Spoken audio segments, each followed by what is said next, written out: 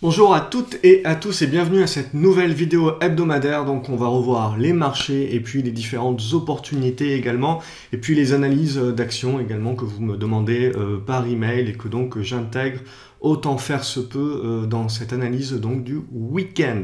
Donc cette semaine, comme je vous l'avais signalé déjà depuis plusieurs temps, pour moi le secteur bancaire c'est vraiment le secteur qui détient la clé de la tendance future du CAC 40 et on l'a bien vu, surtout aujourd'hui, donc entre jeudi et vendredi, c'est le secteur bancaire, son rebond qui a permis donc au CAC 40 notamment de un petit peu retrouver des couleurs. Mais ce qu'on va voir, c'est que c'est pas pour autant que l'on retrouve des couleurs, il va falloir confirmer. Le plus dur, comme je dis souvent, le plus dur c'est de confirmer, ou sinon on retombera dans cette indécision. Donc toujours, on peut pas vraiment trancher entre dire c'est bon maintenant avec les séances qu'on a vécues jeudi et vendredi, on va partir en rallye de Noël, ou au contraire, voilà, on fait quand même une mèche haute aujourd'hui, donc c'est pas encore gagné, et on va voir justement, on va rentrer dans le détail ensemble pour avoir les différents niveaux pivots. Donc comme d'habitude, si vous appréciez ces vidéos, n'hésitez pas à mettre un pouce bleu, abonnez-vous vraiment à la chaîne YouTube, ça vous permet de louper aucun conseil, aucune autre vidéo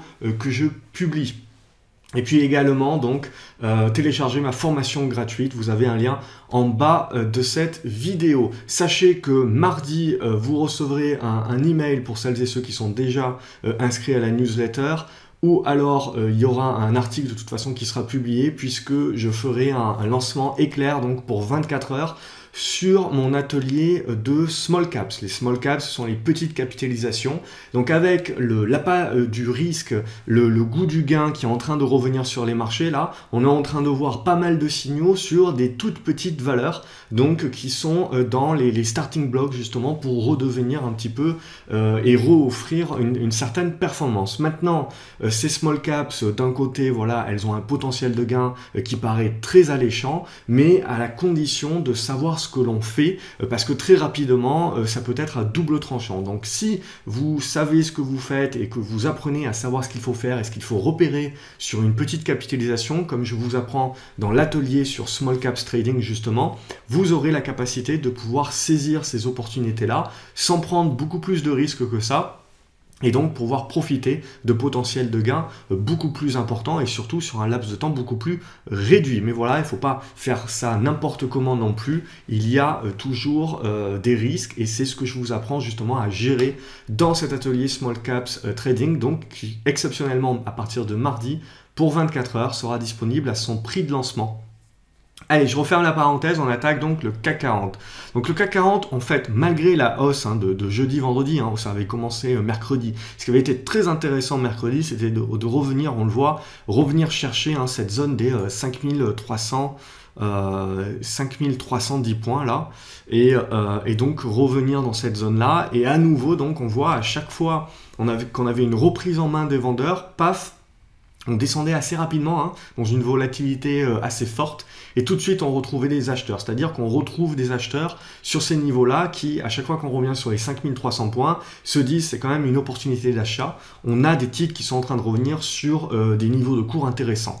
Maintenant voilà, donc ça c'était très positif, et c'est ce qui nous a permis le fait de revenir au-dessus des 5350, 5360 points, de redevenir positif. Et en plus, on a vu que c'était motivé par le rebond des bancaires. C'est ça qui nous a permis, notamment au sein de l'académie, de dire à partir de mercredi soir et de jeudi, voilà, qu'on était neutre, mais que les acheteurs reprenaient un petit peu en main le marché et que donc il fallait continuer à acheter et conserver en tout cas les achats. Donc ça a été confirmé, jeudi, et puis surtout donc aujourd'hui, donc ce matin, avec notamment l'accord sur le Brexit qui a insufflé ce que les bancaires avaient déjà mis en place à partir de mercredi soir, confirmé jeudi, et donc là on a ouvert directement avec un gap. C'était donc ce matin suite au Brexit. Ce qui est très intéressant, c'est que cette séance, elle ouvre directement et elle clôture au-dessus des 5390 points. C'était ce qu'il fallait faire, c'était le boulot des acheteurs de clôturer cette semaine au-dessus des 5390 points. Ils l'ont fait. Maintenant, la séance quand même a buté rapidement sur 5430 points. Pour moi, la zone vraiment nette de résistance qui sera très importante à franchir, c'est cette zone des 5445 points, 5450 points. C'est en franchissant cette zone-là à la hausse, donc d'une manière vive, on voit quand même qu'on a une hausse des volumes, donc ça c'est assez bon aussi, que l'on pourra parler vraiment de relance haussière et de renouveau du sentiment haussier. Là, on a du mieux, c'est positif, on sent qu'il y a des acheteurs qui défendent le beefsteak, mais voilà, va falloir confirmer, et le plus dur, comme je le dis souvent, c'est de confirmer. Mais en tout cas, ce qui est sûr, c'est que voilà, on est en train de sortir un petit peu de cette zone d'incertitude. Maintenant, attention, il va falloir conserver cette zone des 5390 à 5360 points. Si on ne les conserve pas et qu'on repasse en dessous, ça sera à réinterpréter comme une zone d'incertitude et cette fois-ci un signal de vente très certainement parce que ça m'étonnerait que la zone de support sur la zone des 5320 points, 5315 points réussisse à tenir bien longtemps. Si on fait un énième échec, on risque de fatiguer un petit peu les acheteurs. Donc il faudra faire attention à ça, mais vous le voyez, on reste dans ce triangle symétrique, support ici, résistance là, donc on reste au milieu. Les acheteurs ont repris les cartes en main, mais maintenant il va falloir qu'ils confirment et qu'ils jouent bien leur jeu. Donc on voit au niveau des indicateurs, c'est exactement ce que j'ai souligné, on en est là. Du coup, regardons sur le DAX, c'est exactement la même chose, je ne vais pas me répéter, on a sauvegardé aussi bien... On a bien sauvegardé le niveau des supports et donc là on est en train de repartir, donc ça c'est intéressant. Et voilà, vous voyez ce niveau des 13 200 points qu'on n'a pas réussi à clôturer au-dessus. Donc ça sera intéressant la semaine prochaine de réussir à conserver cette zone des 13 080 points là, 13 060 points, et puis de réussir à clôturer au-dessus de ces 13 200 points. Et à fortiori, pour moi, ce qui va vraiment être intéressant, c'est la zone des 13 290 points là. Dès qu'on va clôturer au-dessus, là, on va vraiment insuffler une relance haussière. Du coup, tout ça, ça nous permet de regarder le Nasdaq. Et le Nasdaq, quelque part, il nous envoie des signaux qui sont de plus en plus clairs. Alors une nouvelle fois, on a eu une bonne consolidation qui nous a fait peur, qui nous a placé dans l'incertitude, mais on a tenu cette zone des supports, les 6230 points. Donc pour moi, voilà, tant qu'on est au-dessus des 6230 points, on reste haussier, on reste plutôt positif, avec un esprit positif sur le potentiel de lancer cette hausse donc pour la fin de l'année. Par contre, si on venait à revenir en dessous de ces 6230 points, 6225 points sur le Nasdaq, pour moi là ça serait un véritable signal de grosse prudence. Alors il faut rester prudent certes, mais là ça serait vraiment un signal de quasi-vente et en tout cas de réduction de la voilure. Là il faudrait vraiment réduire la voilure puisque l'objectif affiché des vendeurs à ce moment-là serait de refermer ce gap-là. Et là on commencerait sérieusement à mettre un petit coup derrière la tête à la tendance haussière et à rentrer plutôt donc dans une phase de consolidation. On n'y est pas encore, tant qu'on est au-dessus des 5230 points, rien à signaler, on reste haussier, on reste positif. Regardez, les volumes sont quand même assez étoffés. Donc ça aussi, ça reste intéressant. Au niveau des matières premières, le Brent en train de consolider, vous le voyez. Donc là, on est en train de tenir cette zone des 60 $. Donc tant qu'on est au-dessus de 60 $, on reste positif, on est en consolidation à plat pour le moment. Si on reperce les 64 $, on devrait continuer la tendance haussière. Donc là, on n'a pas de signaux négatifs, on est dans une consolidation à plat, ce qui permet aux valeurs pétrolières, on va dire, de ne pas faire grand-chose. C'est pour ça que le renouveau et le rebond du secteur bancaire était si important, je vous en avais parlé, qu'il fallait que les bancaires prennent le relais des valeurs pétrolières notamment. Donc là, on a deux secteurs qui marchent très bien en ce moment, c'est les valeurs bancaires et puis les valeurs immobilières également, qui ont parfaitement supporté la hausse et qui continuent. Elles ont déjà anticipé et elles sont déjà reparties dans des tendances haussières. Qu'est-ce que j'ai d'autre à vous montrer rapidement? Bon, ben on va faire un petit point sur l'or. Donc regardez ça, c'était intéressant parce que c'est ce qu'on s'était dit finalement, qu'il n'y avait pas de raison de paniquer, puisque même si on était dans une certaine incertitude sur les indices boursiers, l'or n'a jamais validé son signal acheteur. Et donc plutôt il a validé un signal vendeur, surtout en cassant, en rompant en moins cette zone des 1270 $. Et donc là il est en train de revenir sur une grosse zone de support, la zone des 1240 $. Mais en gros il a pas transformé l'essai, et à partir de ce moment-là on s'était dit que le marché ne paniquait pas. Et donc si le marché ne panique pas, c'est qu'on est dans une consolidation naturelle, et qu'en aucun cas nous-mêmes on doit paniquer et jeter le bébé avec l'eau du bain. On avait exactement d'une manière un peu plus prononcée la même chose sur l'argent, on le voit. Paf, on a cassé le support ici et on est en train de revenir sur les supports horizontaux. Donc là aussi, tout ça, ça nous indique qu'il n'y a pas de panique du marché. Et sur l'euro-dollar, également, on avait bien relancé la hausse, et puis là, tout de suite, on patine à nouveau. Donc en fait, on est en train de construire, pareil, une figure de consolidation et de congestion qui nous démontre que le marché ne panique pas. Donc tous les indicateurs sont au vert. Il faut rester quand même, avoir un bémol de prudence. Ce qui est très intéressant, c'est que maintenant, les niveaux commencent à être de plus en plus clairs. Ce qui permet d'une part d'être clair, nous, dans notre money management, dans notre gestion du risque, et dans le fait qu'on continue d'être positif et qu'on continue d'être acheteur, mais également, voilà, on a les niveaux pivots qui sont bien déterminés, c'est-à-dire que si on repasse en dessous de ces niveaux pivots-là, on saura quoi faire. Il faudra faire des arbitrages, et très certainement, ça arrivera sur le premier trimestre 2018. Je pense que ça sera certainement le moment de se poser les bonnes questions et de commencer à faire des arbitrages, notamment sur un portefeuille long terme. Je pense que ça commencera le premier trimestre à être le bon moment pour commencer à arbitrer son portefeuille et changer un petit peu sa pondération pour attaquer 2018 d'une manière sereine. Allez, on passe aux différentes actions. Alors je m'excuse, comme chaque semaine, je ne peux pas faire toutes les actions. Cette vidéo est déjà assez longue, on passe quand même en revue 50 actions. Donc mon but aussi, c'est de vous faire une présélection. J'inclus là-dedans également des actions qui me sont énormément demandées, mais je ne peux pas tout suivre. Donc n'hésitez pas, vous me demandez dans les commentaires, vous me faites part de vos suggestions, et dès que j'ai le temps, évidemment, je vous dis 2-3 mots sur l'action en question que vous me demandez, il n'y a pas de souci. Alors Adosia, c'est pas moins de risque, hein, c'est indéniable. Mais moi, ce qui m'intéresse, c'est le côté graphique qui, on va dire, est perceptible par la majorité. Et ce côté graphique perceptible par la majorité, c'est cette oblique baissière ici. Et cette oblique baissière, en fait, dès qu'elle va être cassée à la hausse, elle va vous donner un gros signal d'achat. Donc pour le moment, le signal d'achat, il n'y est pas. Si on achète, c'est ce que j'ai fait, et c'est une anticipation, donc il y a toujours une part de risque supplémentaire. Par contre, le signal moins de risque, il viendra donc de la cassure de cette oblique baissière-là. Et là, ça nous donnera un vrai signal d'achat. Et donc, je continue à l'avoir dans ma watchlist, puisque je pense que c'est quand même un titre intéressant à suivre, justement, quand il aura cassé cette résistance. Agrogénération continue son petit bonhomme de chemin, dans ce triangle, dans ce biseau descendant. Évidemment, c'est la cassure des 43 centimes d'euros qui va nous intéresser. Air France, hop, je saute. Air France, ce qui nous intéresse, alors que je vois que j'ai pas la bonne liste, hop, voilà, c'est beaucoup mieux comme ça. Air France, ce qui nous intéresse, c'est ici. On voit qu'on est en train de revenir dans la zone des 12,60, 12,70. Donc là, on est en train d'attaquer le dur. On est en train d'attaquer la résistance sur Air France. Ça va être très intéressant la semaine prochaine, la capacité du titre, du coup, de conserver cette zone-là et de la franchir. Et là, on pourrait viser certainement un retour vers la zone des 14 euros. Mais déjà, cette résistance sera très importante pour la suite. Donc là, on a eu un bon rebond qui s'est exercé. C'est déjà ça. On a une bonne mèche haute et un chandelier ici qui nous prouve, voilà, qu'on arrive sur une zone de résistance. Donc ça sera à observer pour la suite. Du coup, je reprends un petit peu ma liste.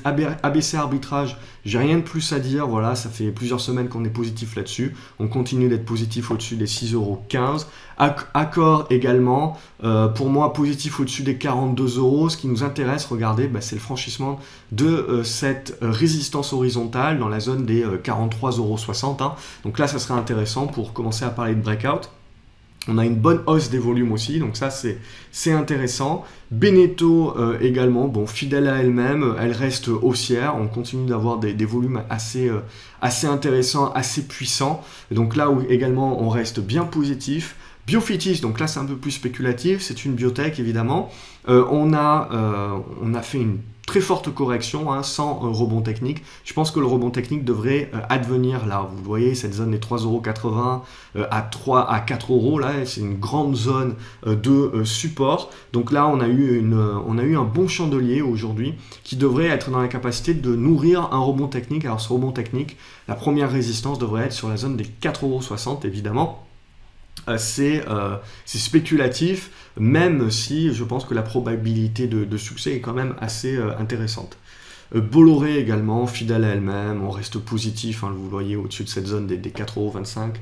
Il n'y a rien à dire. Carrefour, donc là, elle n'est pas moins de risque puisqu'on est dans une tendance baissière à de long terme, mais à plus court terme, hein, donc on a eu un bon rebond, on a une bonne consolidation de rebond, regardez les mèches basses ici, donc on a une bonne zone de support ici dans la zone 17,30 €, 17,50 €, donc ça c'est intéressant, tant qu'on tient cette bonne zone de support là, et ben potentiellement on peut relancer le rebond pour viser cette zone de résistance ici vers la zone des 18,80 €. C-Box Interactive, c'est une penny stock, c'est risqué, mais graphiquement, c'est potentiellement intéressant. Alors, il n'y a pas encore de gros pics de volume, mais vous pouvez avoir une relance certainement de la hausse de C-Box, en tout cas au-dessus des 10 centimes d'euros, hein, c'est ce qu'on va privilégier. Évidemment, adaptez la taille de votre position là-dessus, hein, c'est une penny stock, vous pouvez rester bloqué un certain temps, hein, ça peut encore durer un petit moment, mais le graphique prouve quand même un certain intérêt. Claranova, elle est en consolidation, elle continue sa consolidation, il faudrait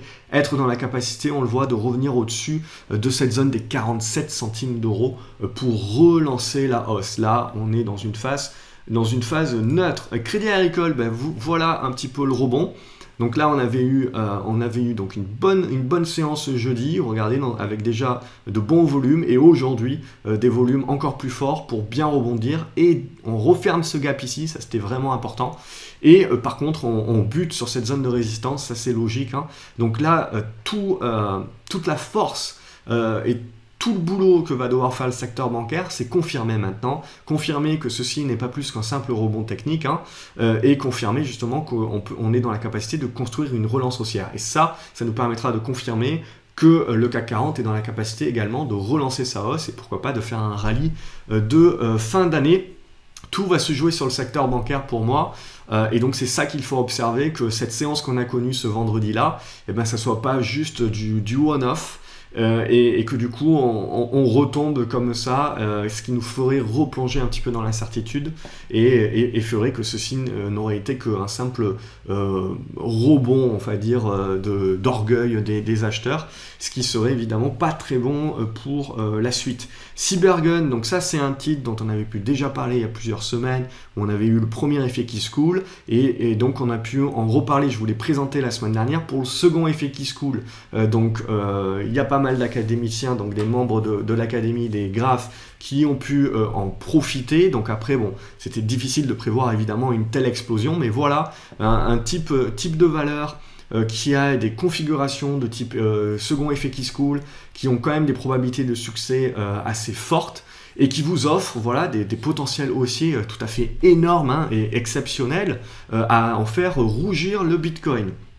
Danone, là c'est toujours positif, il n'y a pas de problématique. Ce que l'on joue, hein, c'est la cassure de ces 71,80 €, évidemment, pour jouer un nouveau breakout. Tant que vous êtes au-dessus de cette zone des 69 €, hein, c'est l'objectif à privilégier. EDF continue son petit bonhomme de chemin au-dessus des 10,80 €, on reste positif. On veut toujours fermer ce gap-là, ça sera important. Espérité, là c'est du spéculatif également, mais comme je vous l'ai dit, la spéculation peut revenir assez rapidement. Donc là, ce qui nous intéresserait, ça serait un débordement des 57 centimes d'euros, et puis derrière, évidemment, un retour sur les 62 centimes d'euros et un break qui nous permettrait certainement d'avoir une spécu vers les 77, 80 centimes d'euros. Et on attend évidemment une hausse des volumes pour un petit peu aller dans le sens de ce scénario-là. C'est spéculatif, adaptez votre taille de position. Fermant lag a connu une correction cette semaine, sans gravité, hein, on tient cette zone des 3,10 €, 3,20 €, toujours positif. Donc là, pas de problématique. Fugro, ça devient intéressant. D'ailleurs, là, cette oblique au milieu, elle n'a rien à y faire. Donc ça devient intéressant, on est dans une bonne congestion, au-dessus des 11,50 €, on est positif. Regardons le concurrent qui est CGG et qui s'est bien sauvé cette semaine. Et CGG a une figure graphique intéressante. Alors les fondamentaux, c'est pas ça évidemment, mais graphiquement, CGG est dans un biseau descendant qui devient fortement intéressant. Évidemment, là, si on casse par le bas, ça sera un scénario qui sera remis à plus tard, ou en tout cas caduc à très court terme. Mais si là, on est capable de rebondir dans cette zone des 3,70 € hein, et de revenir chercher les 4,40 € et de les rompre, eh ben, il y a la possibilité d'avoir une bonne spécu sur le titre et d'avoir du coup une relance haussière, pourquoi pas, vers le niveau des 6,40 €. Évidemment, c'est risqué, taille de position à adapter là-dessus. Gemalto, donc là aussi dans une tendance baissière de long terme, mais à plus court terme, on est en train de créer les bons paramètres pour lancer un rebond. Un rebond qui aura comme premier objectif de casser les 33,80 € et puis derrière de revenir dans cette zone ici, on le voit, des 36,20 €. Gencyte Biologics également, il y a des bons volumes, c'est intéressant, on a un bon support dans cette zone des 5,10 €, 5,20 €, donc il y a quelque chose qui se trame, quelque chose qui se prépare, ça peut être intéressant pour une nouvelle spécu vers la zone des 5,80 € et pourquoi pas ce gap ici sur la zone des 6 €, 6,10 €. Global Bioénergie donc nous a fait un très fort rebond hein, la semaine dernière, et ça c'est un candidat, un second effet qui se coule sur cette zone ici des 15,20 €. Ingenico continue de bien se comporter au-dessus des 83 €, hein, il y a de quoi rester positif. Lucibel, c'est un titre qui m'intéresse. Alors là, on a le gros de la résistance ici sur les 3,70 €, mais ici on construit quelque chose d'assez intéressant, on a des volumes, les fondamentaux s'améliorent. Donc on est dans un biseau descendant, d'ailleurs je peux couper ici cette oblique là. Donc ça, voilà, on est dans une bonne construction ici, je pense que c'est un titre intéressant à regarder. Mercialys, c'était une bonne valeur défensive qui a bien surperformé hein, ces dernières semaines malgré l'incertitude. Donc on continue là d'être positif sur le titre. Metabolic Explorer, on est en train d'arriver en fin de figure, regardez dans ce triangle symétrique. Évidemment, il faudrait revenir au-dessus des 2,25 € et rompre les 2,35 € pour que le titre redevienne intéressant. Net Booster, là c'est redevenu intéressant avec le gap fait donc jeudi au-dessus des 3,20 €. Titre intéressant. Nicox, fidèle à elle-même. Pour l'instant, ça bouge pas trop, mais on reste positif au-dessus des 9,50 €. Novacite, là, c'est une tendance baissière de long terme. À court terme également, c'est baissier, mais vous pourriez avoir une spéculation au-dessus des 65 centimes d'euros. Ça, c'est une spéculation qui serait éphémère, donc il faut être dans une psychologie de prendre ce qu'il y a à prendre. O2i, là c'est le débordement des 1,50 €, hein, comme je vous le répète assez souvent. Je pense que c'est une valeur intéressante à garder en portefeuille, pas en portefeuille mais en watchlist, et à rentrer en portefeuille au-dessus des 1,50 €. Orange également, ça c'était une bonne valeur, je vous le disais. Il y a des forts volumes, donc ça c'est très intéressant. On casse des nouvelles résistances. Ici également, on avait une résistance, hop, qui est cassée plus que celle-ci. J'ajuste un petit peu le graphique. Et donc là, bah, on continue le petit bonhomme de chemin pour moi dorénavant, hein, 14,10 € en support, c'est positif. Orchestra, on a échoué, là on voit, on avait fait un bon rebond avec des bons volumes, on a échoué sur cette oblique, donc cette oblique là, elle est pertinente, donc en gros, le titre va redevenir vraiment intéressant que si on arrive à rompre à nouveau cette zone des 4,50 € à la hausse.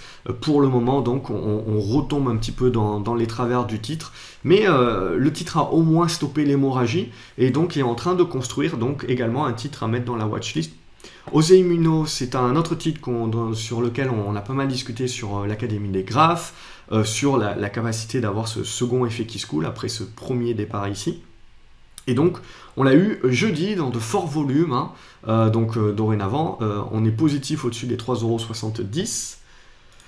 Paro, donc là, tendance baissière à long terme, tendance baissière à court terme, à très court terme, potentiellement un rebond technique à jouer, mais bon, pour le moment, c'est encore un petit peu trop anticipé, hein, même si vous avez hein, ce type de biseau descendant, hein, comme ceci.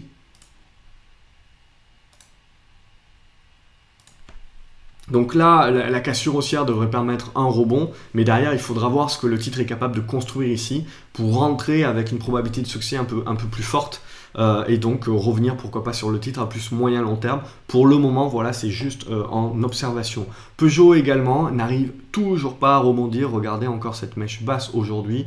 Donc là, Malheureusement, hein, les investisseurs ont le moral dans les chaussettes sur ce titre-là et ils n'arrivent pas à rebondir. Donc pour le moment, c'est encore trop tôt.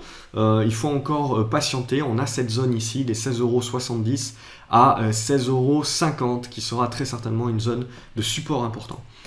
Plastivaloir, donc là on est dans un gros triangle symétrique, évidemment la cassure à la hausse nous intéresse pour jouer un breakout haussier. Poxel continue de tergiverser, mais on voit tant qu'on conserve ce gros gap, donc cette zone ici des 6,20 €, bon, pour moi il ne faut pas le refermer le gap, c'est ça le plus important, c'est de ne pas refermer le gap sur Poxel pour pouvoir relancer la hausse et être un peu plus spécu. Mais là, il va falloir conserver la zone des 6,15 €, 6,20 € pour rester positif sur le titre. Prismaflex, donc là, il n'y a pas énormément de volume, donc faites attention à ça. Mais d'un point de vue graphique, vous avez quand même quelque chose d'assez intéressant, surtout sur cassure ici de cette résistance horizontale. Pourquoi pas pour refermer ce gap-là et relancer la hausse.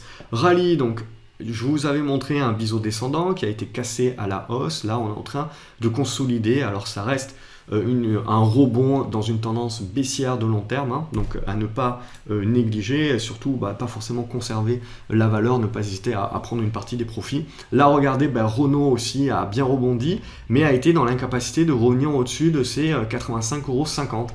Donc tant qu'on ne revient pas au-dessus de ces 85,50 €, on reste un petit peu dans une conso un petit peu neutre. Sanofi également a du mal à rebondir, le titre n'y arrive pas.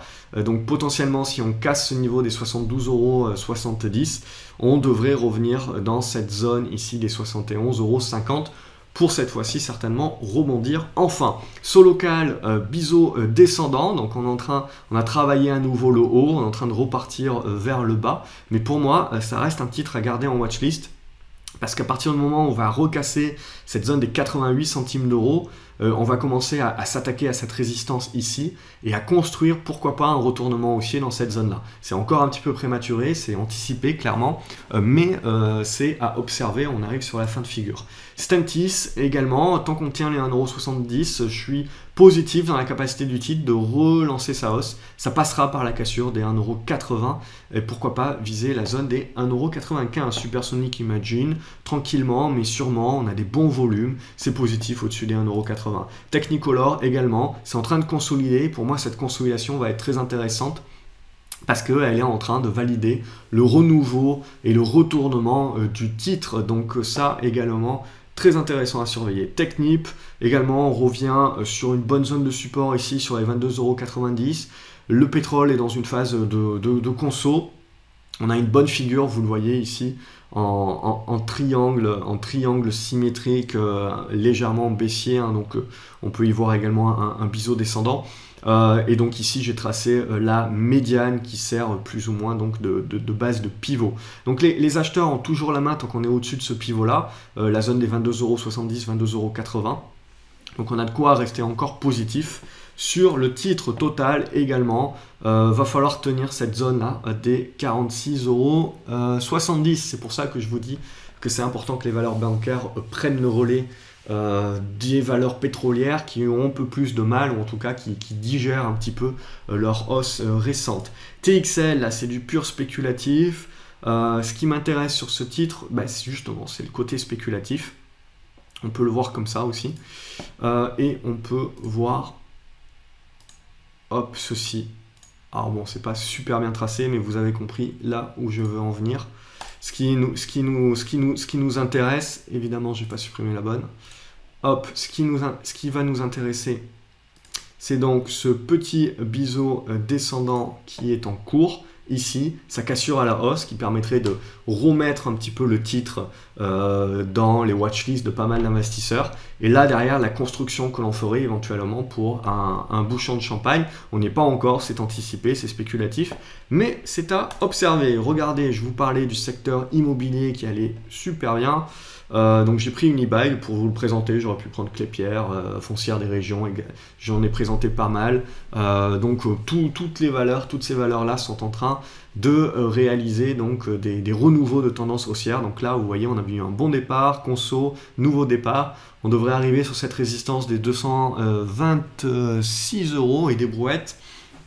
On a des bons volumes, en tout cas le secteur immobilier se comporte très bien, malgré le fait que forcément dans quelques mois, quelques années, la remontée des taux devrait un petit peu impacter leur marge. Mais en attendant, ce n'est pas ce que privilégient les investisseurs donc ils continuent d'acheter. Valeo également, vous êtes dans un triangle symétrique, on est un petit peu au milieu du gué, on a pas mal de volume quand même. Ce qui nous intéresserait, ça serait de redéborder cette zone des 61 € pour du coup revenir attaquer là. Sinon, on est encore au milieu du gué en attente. Valourec, hein, comme les autres titres, là on est dans une tendance baissière de long terme, mais à plus court terme, ce qui va nous intéresser, c'est de tenir cette zone ici des 4,15 € à 4,25 € et surtout d'être dans la capacité de revenir au-dessus de cette zone des 4,60 €.